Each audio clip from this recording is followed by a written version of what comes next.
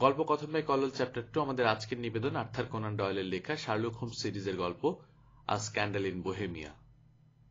আপনারা যারা প্রথম থেকে আমাদের চ্যানেলে আছেন তারা জানেন শার্লক হোমসের কিছু গল্প আমি প্রথমে অডিও বুক করেছিলাম, সেগুলো নানা কারণে রিমুভ করে দিতে হয়েছে।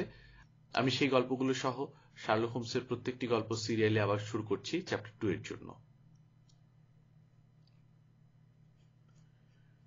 শার্লক হোমসের চোখে তিনি একমাত্র মহিলা যাকে লেডি বলা যায়। তার মানে এই নয় যে মেয়েটির প্রতি কোনো দুর্বলতা ছিল হোমসের। মন যার ঘড়ির কাটার মতো সুসংযত, কোনো ভাবাবেগ সেখানে ঠাঁই পায় না।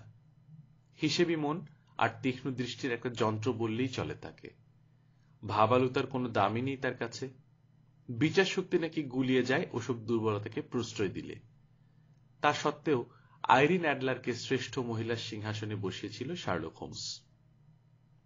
বিয়ের পর থেকেই হোমসের সঙ্গে যোগাযোগ কমে এসেছিল আমার। নিজের সংসার আর আলাদা ঘর নিয়েই তখন আমি মশগুল। হোমস সামাজিকতার ধার ধারে না। বেকার স্ট্রিটের ডেরায় রাশি রাশি বই, গোয়েন্দাগিরি আর কোকেনের নেশা নিয়ে সে রইল সম্পূর্ণ আলাদা জগতে। মাঝে মাঝে খবরের কাগজে চোখে পড়ত তার নানান কীর্তি কাহিনী সংবাদ।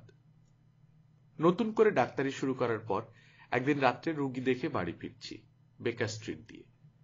এমন সময় চোখে পড়ল ওপরের ঘরে দ্রুত পায়চারি করছে হোমস। পর্দার গায়ে দুবার ছায়া পড়ল তার লম্বা রোগা শরীরের। দেখলাম মাথা বুকের উপর ঝুঁকে রয়েছে, দুহাত পেছনে। অর্থাৎ কোকেনের নেশা কাটিয়ে উঠেছে হোমস, কাজের নেশায় বুঁদ হয়েছে। মাথায় সমস্যার ভূত চেপেছে বলেই এত ছটফট করছে ঘরময়। উঠে এলাম ওপরকার ঘরে। হোমস আমাকে দেখল, খুশি হলো, কিন্তু উচ্ছ্বাস প্রকাশ করল না। চুরুটের বাক্স এগিয়ে দিয়ে বলল, বসো। তারপর তন্ময় চোখে চেয়ে রইল আমার দিকে। বিয়ে করে ভালোই আছো দেখছি, 7.5 পাউন্ড ওজন বেড়েছে। 7 পাউন্ড? তুমি আবার ডাক্তারি করা শুরু করেছ? তুমি জানলে কি করে? দেখে। আরো দেখছি সম্প্রতি খুব ভিজেছ বৃষ্টিতে। আরেকটা অকম্মার ধাড়ি কাজের মহিলা জুটেছে বাড়িতে। আরে বাড়াবাড়ি হয়ে যাচ্ছে না? যদি সেকাল হতো তোমাকে নির্ঘাত জ্যান্ত পুড়িয়ে মারা হতো। গত বৃহস্পতিবার গ্রামে গিয়েছিলাম হেঁটে, ফিরেছি অতি কষ্টে। কিন্তু জামা কাপড় পাল্টানোর পরেও তুমি জানলে কি করে বলো তো? যাচ্ছে তাই কাজের মহিলাটাকেও বিদায় করেছে স্ত্রী, অথচ তুমি? হাসল হোমস, দুহাত ঘষে বলল, তোমার বাঁ পায়ের জুতোয় পাশাপাশি দুটো আঁচড় পড়েছে। কাদা তুলতে গিয়েছিল এমন কেউ যে ডাহা আনাড়ি, অর্থাৎ বাদলার দিনে রাস্তায় বেরিয়েছিলে, এবং যে কাজের লোকটি দিয়ে জুতো সাফ করিয়েছিলে ঝাল ঝেড়েছে সে জুতোর উপরেই। তোমার গায়ে আয়োডোফর্মের গন্ধ, ডান হাতের বুড়ো আঙুলে সিলভার নাইট্রেটের কালচে দাগ, আর স্টেথিস্কোপ রাখার জন্য উঁচু টুপি। এইসব দেখে অনায়াসেই বলা যায় রোগী নিয়ে ব্যস্ত রয়েছে ডাক্তার। হেসে ফেললাম, বললাম, এত সহজ করে বললে যে আমার মনে হলো আমারও বলা উচিত ছিল। চেয়ারে বসল হোমস, চুরুট ধরালো, বলল, তুমি দেখো ঠিকই, কিন্তু খুঁটিয়ে দেখো না। তোমার সঙ্গে আমার পার্থক্য এখানেই। যেমন ধরো, নিচের হলঘর থেকে এই ঘরে ওঠার সিঁড়ি তুমি দেখেছ? হ্যাঁ, নিশ্চয়ই। কতবার দেখেছ? কয়েকশো বার তো বটেই। কয়টা ধাপ আছে সিঁড়িতে? তা তো বলতে পারবো না। কিন্তু আমি পারবো, কেননা তুমি দেখেছ, খেয়াল করনি। আমি করেছি। 17টা ধাপ আছে সিঁড়িতে। আমার ব্যাপার নিয়ে তুমি লেখালেখি শুরু করেছো বলেই তোমাকে একটা জিনিস দেখাচ্ছি। টেবিলের উপর পড়ে থাকা একটা গোলাপি চিঠি আমার দিকে দিল। জোরে পড়ো। চিঠির কাগজ বেশ পুরু, কিন্তু তারিখ, সই, ঠিকানা কিছুই নেই। চিঠিতে লেখা ছিল, আজ রাত 8:15টায় একটা অত্যন্ত গোলমেলে ব্যাপারে পরামর্শ করার জন্য মুখোশ পরে এক ভদ্রলোক আপনার সঙ্গে দেখা করবেন, ঘরে থাকবেন। বললাম, রহস্যের গন্ধ পাচ্ছি, তোমার কি মনে হয়? সূত্র হাতে না আসা পর্যন্ত সিদ্ধান্তে পৌঁছানো মারাত্মক ভুল। চিঠি দেখে তোমার কি মনে হয়? চিঠি লিখেছেন যিনি, তিনি বড়লোক। কাগজটা রীতিমতো শক্ত, মজবুত আর দামি।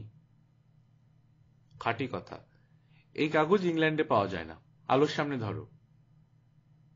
ধরলাম জলছাপটা স্পষ্ট দেখতে পেলাম। জি এর পাশে ই, একটা পি, জি এর সঙ্গে টি। কি বুঝলে? হোমসের প্রশ্ন। কারিগরের নাম বা মনোগ্রাম? না, জি এর সঙ্গে টি থাকার মানে গেজেলশাফট, জার্মান শব্দ, মানে কোম্পানি। আমরা যেমন কোম্পানিকে কোং লিখি, ওরাও গেজেলশাফটকে এইভাবে লেখে। পি মানে পেপার, বাকি রইল ই আর জি এর মানেটা কন্টিনেন্টাল গেজেটিয়ার দেখলেই বোঝা যাবে।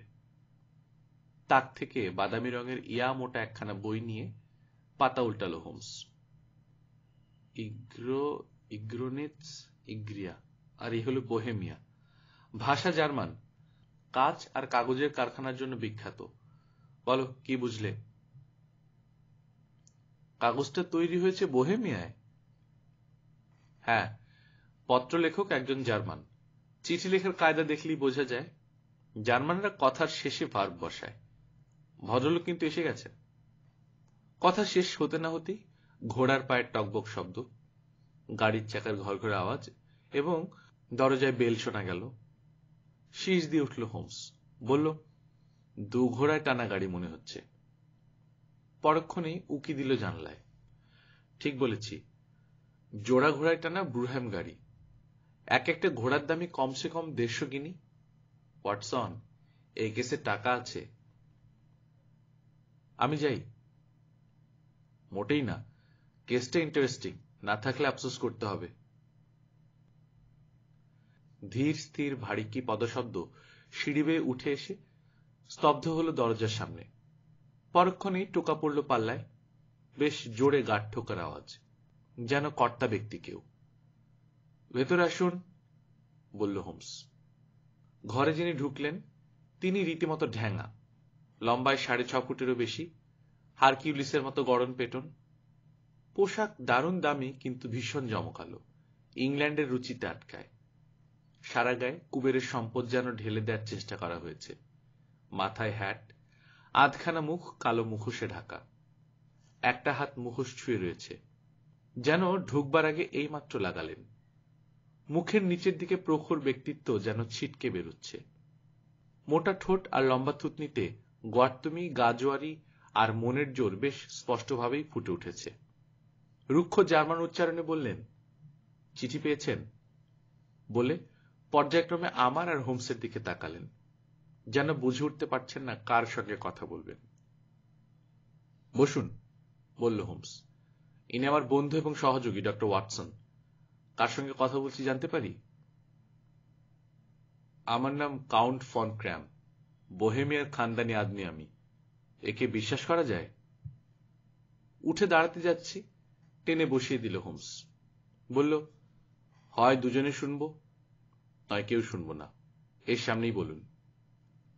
কান ঝাঁকি দিয়ে কাউন্ট বললেন, তাহলে কথা দিন অন্তত 2 বছর এই ব্যাপার প্রকাশ করবেন না। করলে ইউরোপের ইতিহাস অন্যরকম দাঁড়াতে পারে। কথা দিলাম, বললাম আমি আর হোমস। আমাকে যিনি পাঠিয়েছেন তিনি চান না আমার পরিচয় ফাঁস হয়ে যাক। মুখোশ লাগিয়েছি সেই কারণে। আমার আসল নাম আপনাকে বলিনি। জানি, কাঠখোট্টা গলায় বলল হোমস। বোহেমিয়ার আর্মস্টাইন রাজবংশের সুনাম অক্ষুণ্ণ রাখার জন্য এত সাবধান হতে হচ্ছে। সোফায় হেলান দিয়ে চোখ বুজে হোমস বলল, তাও জানি। অবাক হলেন রহস্যময় মক্কেল। হোমসের নামডাক যে অকারণে হয়নি তা যেন বুঝতে পারলেন। চোখ খুলল হোমস, বলল, তা মহারাজ যদি মন খোলাসা করে সব বলেন, তাহলে আমার দিক থেকে পরামর্শ দিতে সুবিধা হয়। তড়াক করে লাফিয়ে উঠলেন বিশাল দেহে আগন্তুক। দুমদাম করে ঘরময় কিছুক্ষণ চরকি পাক দিয়ে একটানে মুখোশ খুলে নিয়ে নিক্ষেপ করলেন মেঝেতে। হ্যাঁ হ্যাঁ, আমি রাজা, অত লুকোচাপা কিসের? আমিও তাই বলি। আপনি মুখ খোলার আগেই বুঝেছিলাম আজ আমার ঘরে পায়ের ধুলো দিয়েছেন স্বয়ং ডিউক। ব্যাপারটা এতই গোপনীয় যে কাউকে বিশ্বাস করতে পারিনি। সেই প্রাহা থেকেই ছদ্মবেশ ধরে আসছি। আচ্ছা, শুরু করুন। আবার চোখ বন্ধ করল হোমস। বছর 5 আগে ওয়ারশোতে নামকরা অভিনেত্রী আইরিন অ্যাডলারের সঙ্গে আমার আলাপ হয়। নামটা নিশ্চয়ই শুনেছেন। ডাক্তার, নামের লিস্টটা বার করো তো। নামী ব্যক্তিদের যাবতীয় বৃত্তান্ত লিখে রাখত হোমস, দরকার মতো তা কাজে লাগাতো। আইরিন অ্যাডলারের নাম পেলাম একজন ইহুদি প্রফেসর আর মিলিটারি অফিসারের নামের মধ্যে। দাও। নিউ জার্সিতে জন্ম, 1858, ইম্পেরিয়াল ওয়ার্স রঙ্গমঞ্চের মূল গায়িকা। থিয়েটার ছেড়ে দিয়ে লন্ডনে আছেন। বুঝেছি। একে যেসব চিঠি লিখেছেন তা এখন ফেরত চাইছেন, তাই তো? হ্যাঁ, সেরকমই বলতে পারেন। লুকিয়ে বিয়ে করেছিলেন? মোটেই না। দলিল টলিল জাতীয় কিছু আছে? একদম না। তাহলে সে চিঠি যে আসল তা প্রমাণ করা যাবে কি করে? আমার হাতের লেখা দেখে। হাতের লেখা তো জাল করা যায়। প্যাডের কাগজ আমার, তাও চুরি করা যায়। সিলমোহরটাও তো আমার, সেটাও নকল করা যায়। আমার ফটো, সে আর এমন কি, কিনতে পাওয়া যায়। কিন্তু দুজনে একসঙ্গে আছে যে ফটোতে। সর্বনাশ, তা খুব কাঁচা কাজ করেছেন। তখন কি আর কাণ্ডজ্ঞান ছিল আমার? বয়স কম, যুবরাজ ছিলাম। এখনই তো মোটে 30 বছর বয়স। ফটোটার কাছ থেকে সরাতে হবে। সে চেষ্টা করেছি, পারিনি। তাহলে কিনে নিন। বেচবে না। চুরি করান। 5 বার চেষ্টা করেছি, 2 বার চোট দিয়ে, একবার দেশ বেড়ানোর সময় মালপত্র সরিয়ে, আর 2 বার ঘাপটি মেরে থেকে, একবারও পারিনি। ছবি নিয়ে কি করতে চান উনি? স্ক্যান্ডিনেভিয়ার রাজকন্যার সঙ্গে শিগগিরই বিয়ে হবে আমার। মেয়েটি যদি জানতে পারে আমার চরিত্র ভালো নয়, বিয়ে ভেঙে যেতে পারে। আইরিন অ্যাডলার ছবিখানা সেখানেই পাঠাবে। পাঠিয়ে দেননি তো? না, বিয়ের কথা যেদিন আনুষ্ঠানিকভাবে ঘোষণা করা হবে সেদিন পাঠাবে, অর্থাৎ সামনের সোমবার। হাই তুলল হোমস। 3টা দিন পাচ্ছি হাতে। আপনি লন্ডনে আছেন তো? হ্যাঁ, ল্যাংহামেই পাবেন আমাকে। খবর সেখানেই দেব।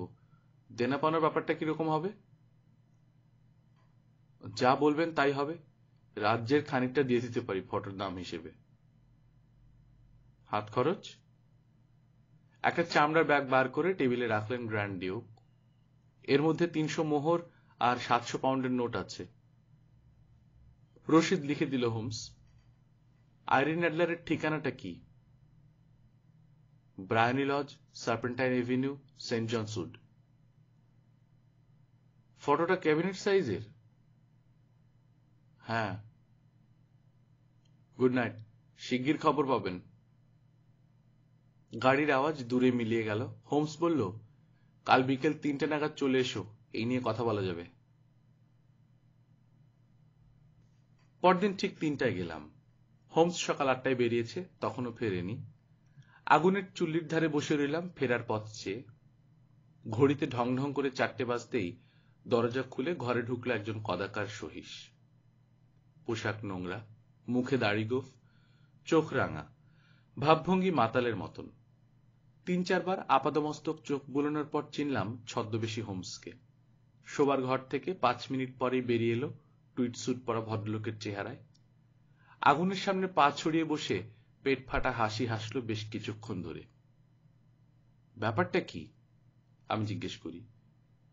আরে, দারুণ মজা হয়েছে আজ সকালে। আইরিন অ্যাডলারের বাড়ি পাহারা দিচ্ছিলে?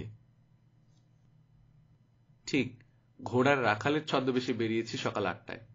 তা গাড়োয়ান আর রাখালে তো খুব মাখামাখি সম্পর্ক থাকে, খবর পেতে অনেক সুবিধা হয়। ব্রায়ানি লজ বাড়িটা দোতলা, রাস্তার উপরেই। পেছনে বাগান, ডান দিকে সাজানো বসবার ঘর, বড় বড় জানলা। বাগানের পাঁচিল বরাবর একটা নোংরা গলি ঢুকেছে ভেতরে। রাখালেরা ঘোড়া দলামেলা করছে সেখানে। আমিও হাত লাগালাম। বিনিময়ে পেলাম 2টো পেনি, 8 বোতল মদ, তামাক আর আইরিন অ্যাডলার সম্পর্কে অনেক খবর। নির্ঝঞ্ঝাট মহিলা, ভোরে বেড়াতে যাওয়া আর কনসার্টে গান গাইতে যাওয়া ছাড়া রাস্তায় বেরোন না। 7টায় ফিরে ডিনার খান। পুরুষ বন্ধু শুধু একজনই, সুপুরুষ, প্রাণ শক্তিতে ভরপুর, গায়ের রং গাঢ়, রোজ আসেন।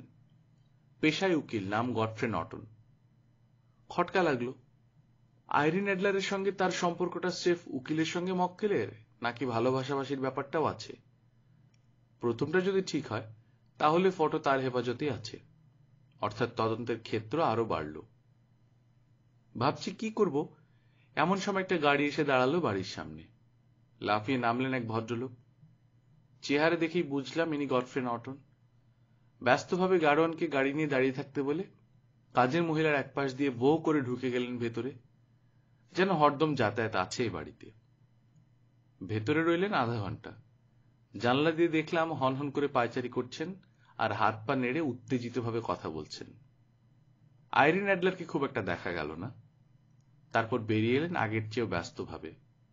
গাড়োয়ানকে ডেকে বললেন 20 মিনিটের মধ্যে রিজেন্ট স্ট্রিট হয়ে সেন্ট মনিকা চার্চে যেতে হবে, আধগিনি বকশিস পাবে। পিছু নিব কিনা ভাবছি, এমন সময় একটা ঝকঝকে গাড়ি এসে দাঁড়ালো বাড়ির সামনে। খুব তাড়াহুড়ো করে ঘোড়া লাগানো হয়েছে গাড়িতে। কোর্টের বোতাম লাগানোর সময় পায়নি গাড়োয়ান। ঝড়ের মতো হলঘর থেকে বেরিয়ে এলেন আইরিন অ্যাডলার। গাড়িতে উঠেই বললেন 20 মিনিটে সেন্ট মনিকা গির্জায় চলো, ½ পাউন্ড বকশিস দেব। ঠিক এই সময় আরেকটা গাড়ি এসে থামলো সামনে। তড়াক করে লাফ মেরে ঢুকে গেলাম গাড়ির ভেতর। চিৎকার করে বললাম, সেন্ট মনিকা গির্জায় চলো, 20 মিনিটের মধ্যে যেতে পারলে ½ পাউন্ড বকশিস। উল্কা বেগে গাড়ি পৌঁছলো গির্জার সামনে। ভেতরে ঢুকে দেখলাম আইরিন অ্যাডলার, গডফ্রে নর্টন আর পাদ্রি ছাড়া আর কেউ নেই। বেদির সামনে 3 জন দাঁড়িয়ে। আমাকে দেখেই 3 জনে দৌড়ে এলো আমার দিকে। আমি তো অবাক। গডফ্রে নর্টন টানতে টানতে আমাকে নিয়ে গেল। চলে এসো, তোমাকেই দরকার। আর মোটে 3 মিনিট বাকি। সাক্ষী না থাকলে আইনের ফাঁক থেকে যাবে। পর মুহূর্তে শুনলাম বিড়বিড় করে মন্ত্র পড়া হচ্ছে আমার কানের কাছে। আমিও তা দিব্যি আওড়ে যাচ্ছি। যা জানি না তার সাক্ষী দিচ্ছি, অর্থাৎ গডফ্রে নর্টন আর আইরিন অ্যাডলারের বিয়েতে মধ্যস্থতা করছি। চোখের পলকে বিয়ে হয়ে গেল, সবাই খুব খুশি। 1 পাউন্ড পুরস্কারও পেলাম পাদ্রির কাছে। ব্যাপারটা বুঝলাম, সাক্ষী ছাড়া বিয়ে দেয়া যাচ্ছিল না। রাস্তা থেকে সাক্ষী আনতে গেলে সময় পেরিয়ে যেত, তাই আমাকে পেয়ে খুশি হয়ে গেছে ওরা।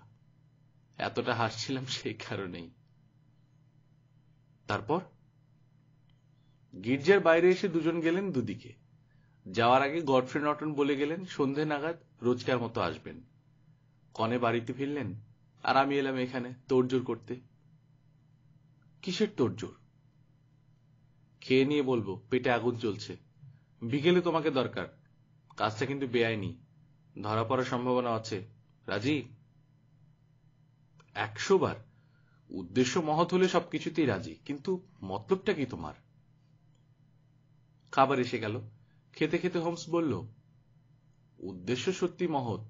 এখন 5টা বাজে, 2 ঘন্টা পর ব্রায়ানি লজে পৌঁছবো আমরা। আইরিন অ্যাডলার তখন খেতে ফিরবেন।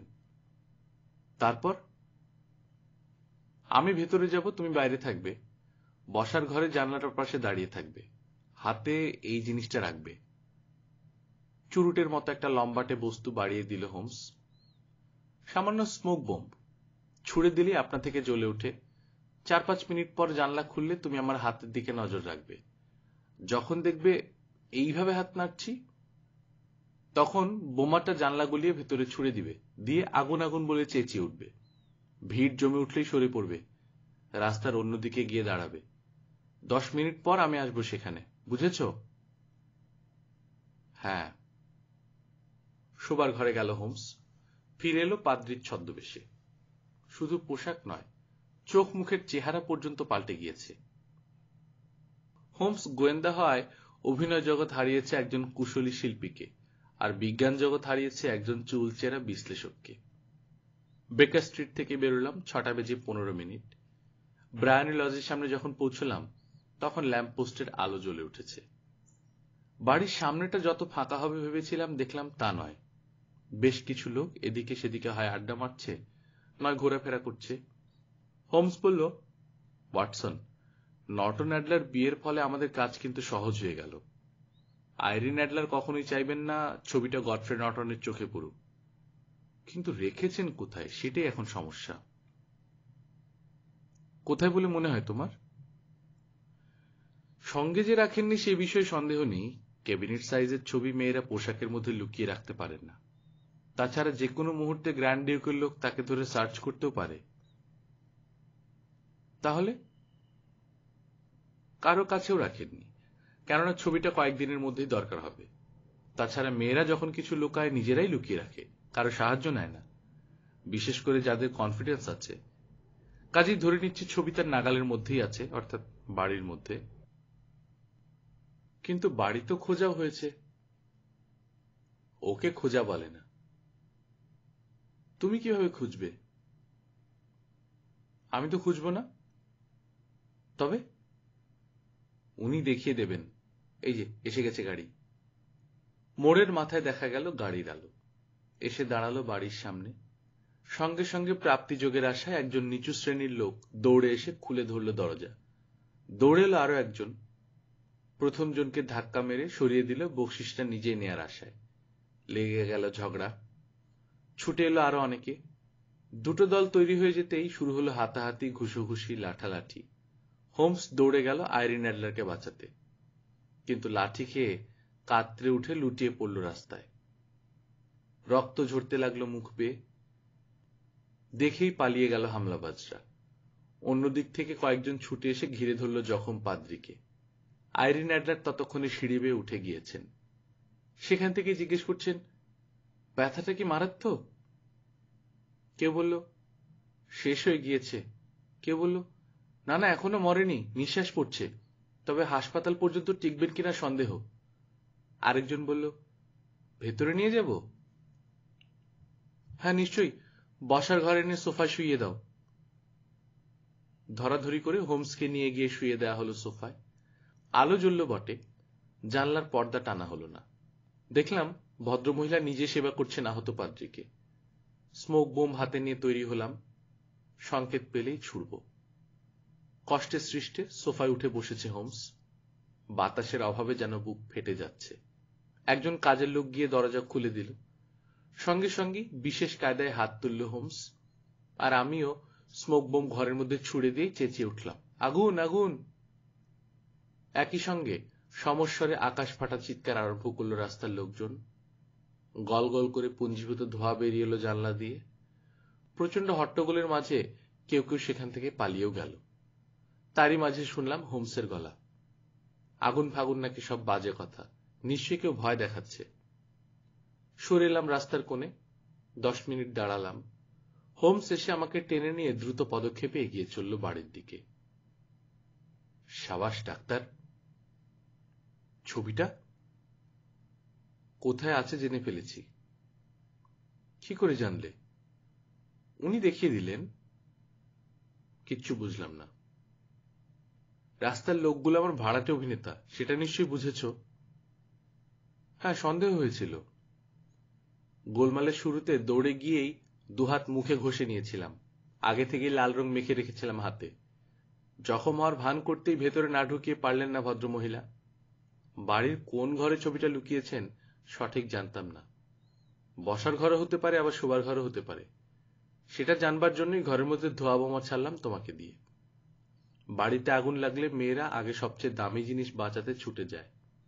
মায়েরা দৌড়ে বাচ্চার দিকে, কুমারীরা গয়নার দিকে। আইরিন অ্যাডলার দৌড়ালেন ঘন্টার দড়ির উপরকার একটা আলগা তক্তার দিকে।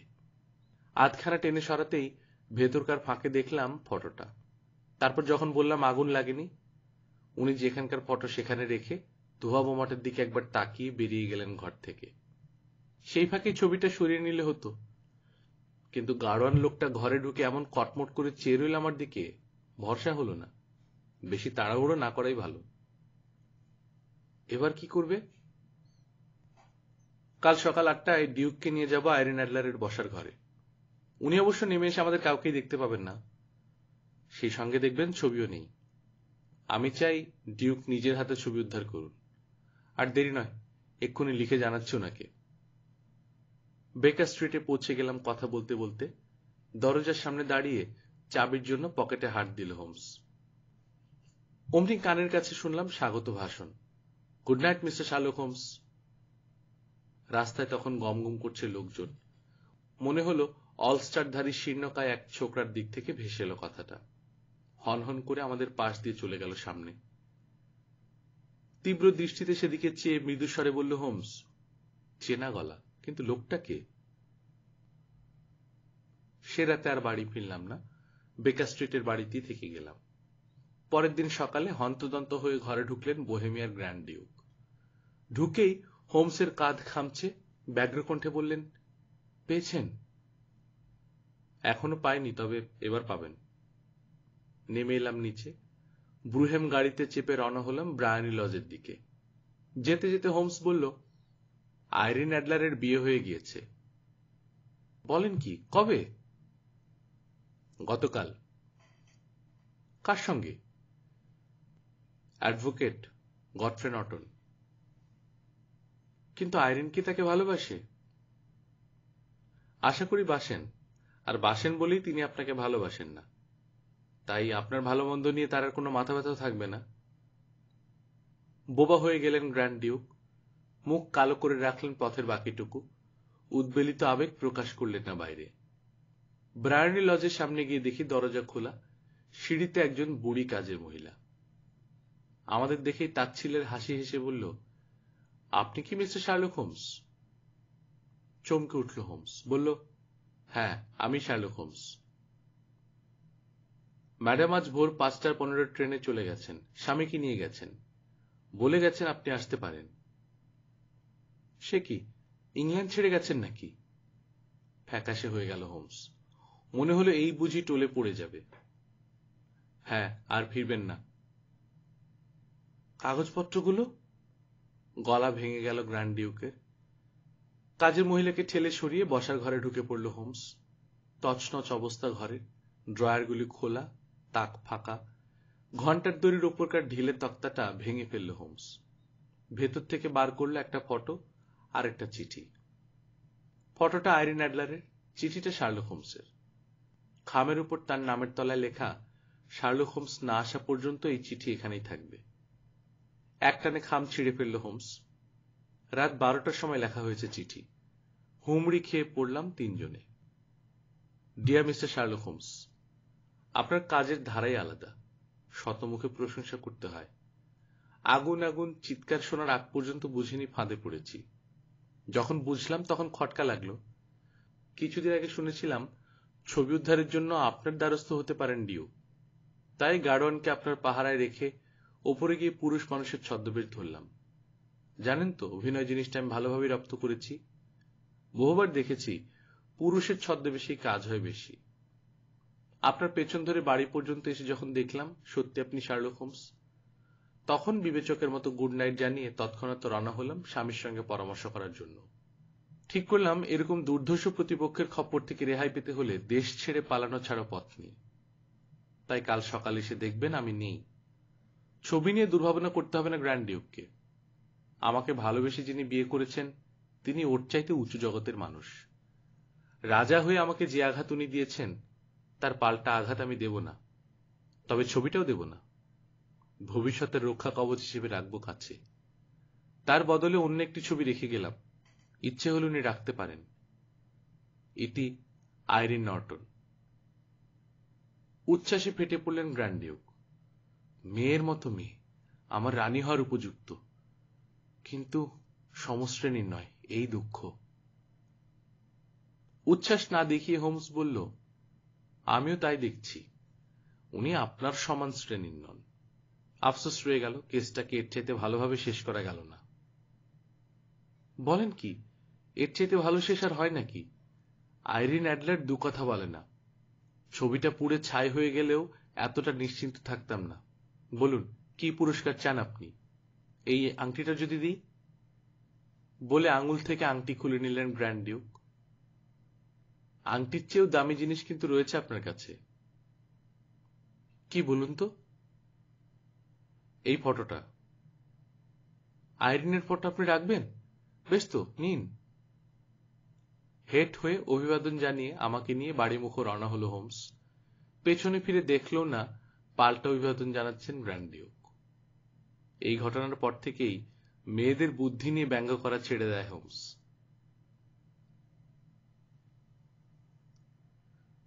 গল্পকথন বাই কল্লোল চ্যাপ্টার 2 আপনারা শুনছিলেন আর্থার কোনান ডয়েলের শার্লক হোমসের গল্প আ স্ক্যান্ডাল ইন বোহেমিয়া। আমরা নিয়মিত ছোট গল্প দিয়ে যাচ্ছি।